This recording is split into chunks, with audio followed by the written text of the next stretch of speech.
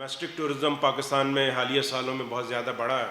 تو اس کو اچھے طریقے سے پروموٹ کرنے کے لیے اور اس کے لیے نئے جگہ بھی ڈیولپ کرنے کے لیے ابھی پاکستان میں تقریباً 20 کے قریب نئے ٹورزم زونز کے پروجیکٹ کے اوپر کام ہو رہا ہے کہ 20 نئے ٹورزم زون باقاعدہ ایک ماسٹر پلان کے تحت ابھی کنسلٹنٹ کمپنیز کام کر رہی ہیں، اور وہ اپنے اپنے صوبوں کے ساتھ مل کے کس طرح سے نئے ڈیسٹینیشن کو اوپن اپ کیا جائے، وہاں پہ نئے فیسلٹیز بنیں گی اور نئے ریکریشن سائٹس بھی بنیں گی، ریزارٹس بنیں گے، لیکن پرائم منسٹر یہ چاہتے ہیں کہ وہ ایک ڈیولپ پلان کے تحت ہو، ہیپ ہیزرڈ ڈیولپمنٹ نہ ہو۔ کووڈ کی وجہ سے ابھی کچھ تھوڑا سا اس کو ہم نے سلو ڈاؤن کیا تھا، لیکن جیسے ابھی حالات آگے بہتر ہوتے ہیں،